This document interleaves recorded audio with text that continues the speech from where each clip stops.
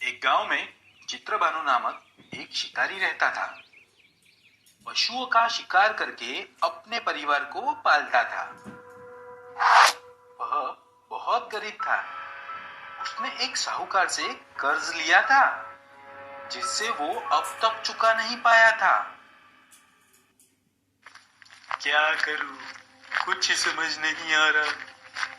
कई दिनों से कोई भी शिकार हाथ नहीं लगा।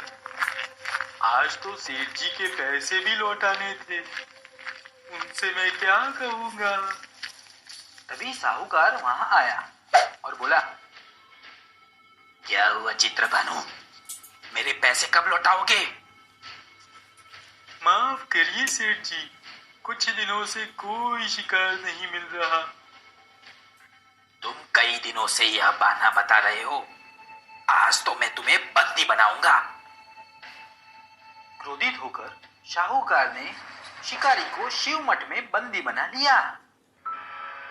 पूरा दिन शिकारी भूखा और प्यासा रहा। शाम को शिकारी ने साहूकार से कहा, सेठ जी, आप मुझे बस कल तक का समय दे दीजिए।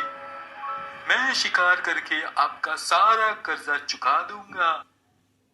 साहूकार भी इस बात से सहमत हो गया। शिकारी जंगल में शिकार करने चल पड़ा। शिकार करने के लिए वहां एक तालाब के किनारे बेल वृक्ष पर पड़ाव बनाने लगा। इसी बेल वृक्ष के नीचे शिवलिंग था, जो पत्तों से ढका हुआ था। शिकारी को उसका पता न चला। पड़ाव बनाते समय उसने जो टहनियां तोड़ी, वे संयोग से शिवलिंग पर गिरी। इसी प्रकार दिन भर भूखे प्यासे शिकारी का व्रत भी हो गया और शिवलिंग पर बेलपत्र भी चढ़ गए। रात का पहला पहर शुरू हुआ। तालाब पर हिरणी पानी पीने के लिए आई। आवाज सुनकर शिकारी ने जल्दी से धनुष पर बाण चढ़ाया। यह देखकर हिरणी ने कहा, हे शिकारी, मुझ पर दया करो। मैं गर्भवती हूँ और कुछ ही देर में बच्चों को जन्म देने वाली हूँ। अगर तुमने मुझे मारा तो तुम एक साथ दो जीवों की हत्या करोगी, जो बिल्कुल ठीक नहीं है। मैं बच्चे को जन्म देकर जल्द ही तुम्हारे पास लौट आऊंगी। शिकारी ने प्रत्यंचा ढीली कर दी और हिरणी जंगल की झाड़ियों में चली गई। कुछ ही देर के बाद एक और हिरणी उधर से निकली। शिकारी की प्रशंसा का तो ठिकाना न रहा। समीप आने पर उसने धनुष पर बाण चढ़ाया। वो तीर चलाने ही वाला था कि हिरणी बोली, हे शिकारी, मैं अपने पति को खोज रही हूँ। मुझ पर दया करो और थोड़ा वक्त दे दो। अपने पति से मिलकर मैं तुम्हारे पास लौट आऊंगी। तब तुम मेरा शिकार कर लेना। शिकारी ने उस हिरनी को भी जाने दिया।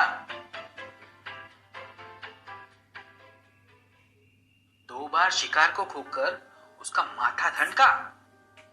वो तो चिंता में पड़ गया। रात्रि का आखिरी पहर बीत रहा था। तभी एक अन्य हिरनी अपने बच्चों के साथ उधर से निकली। शिकारी के लिए यह सुनहरा अवसर था। उसने धनुष पर तीर चढ़ाने में देर नहीं लगाई। वह तीर छोड़ने ही वाला था कि हिरनी बोली, हे शिकारी, अभी मुझे मत मारो। मैं इन बच्चों को इनके पिता के हवाले करके लौट आऊंगी।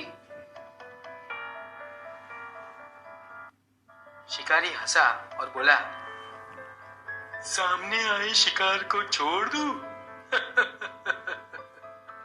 मैं ऐसा मूर्ख नहीं। इससे पहले मैं तो 2 बार अपना शिकार खो चुका हूं। मेरे बच्चे भी भूखे प्यासे तड़प रहे होंगे। जैसे तुम्हें अपने बच्चों की ममता सता रही है, ठीक वैसे मुझे भी। इसीलिए सिर्फ बच्चों के नाम पर मैं थोड़ी देर और जीवन दान मांग रही हूँ। हे शिकारी, मेरा विश्वास कर, मैं इन्हें इनके पिता के पास छोड़कर तुरंत लौटने की प्रतिज्ञा करती हूँ। हिरणी की दुख भरी आवाज सुनकर शिकारी को उस पर दया आई। उसने उस हिरणी को भी जाने दिया।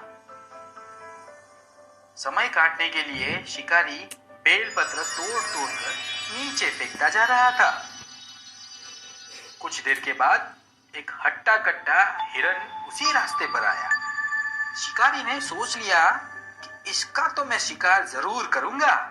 शिकारी की खींची हुई प्रत्यंचा देखकर हिरन बोला, हे शिकारी भाई, अगर तुमने मुझसे पहले आने वाली 3 हिरणियों तथा छोटे छोटे बच्चों को मार डाला है तो मुझे भी मारने में देर मत करो, ताकि मुझे उन्हें न पड़े। मैं उन हिरणी का पति हूँ। अगर तुमने उन्हें जीवन दान दिया है तो मुझे भी कुछ क्षण का जीवन दान देने की कृपा करो। मैं उन्हें मिलकर तुम्हारे पास लौट आऊंगा।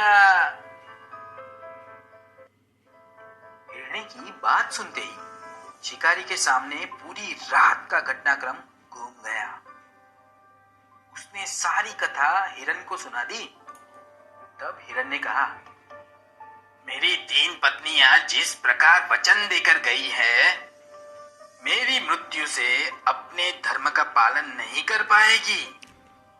इसीलिए जैसे तुमने उन्हें विश्वास पात्र मानकर छोड़ा है, वैसे मुझे भी कृपया जाने दो। मैं उन सबके साथ तुम्हारे पास लौट आऊंगा। उपवास, रात्रि जागरण तथा शिवलिंग पर बेलपत्र चढ़ने से शिकारी का हिंसक हृदय निर्मल हो गया था। धनुष तथा बाण उसके हाथ से छूट गया। थोड़ी देर बाद वह हिरन अपने परिवार के साथ शिकारी के सामने आ गया ताकि वह उनका शिकार करे। उन्हें देखकर शिकारी का मन पश्चाताप से भर गया। उसने मन ही मन सोचा, मैंने अपने पूरे जीवन में बहुत पाप किए हैं और दूसरी ओर ये सरल जानवर आत्म बलिदान और दयालुता से भरे हुए हैं। अपने पूरे जीवन में मैंने किसी और की परवाह किए बिना केवल अपने बारे में सोचा है। ये सोचकर शिकारी बोला, मैं तुम लोगों में से किसी को नहीं मारूंगा। शिकारी के यह कहने पर भगवान शिव प्रकट हुए। उन्होंने शिकारी को सुख संपत्ति का वरदान दिया। तो दोस्तों, ऐसे थी शिवरात्रि की कथा। हम सबको हिरण की जैसे ही वचन पालक बनना चाहिए, शिकारी की तरह दयालु भी।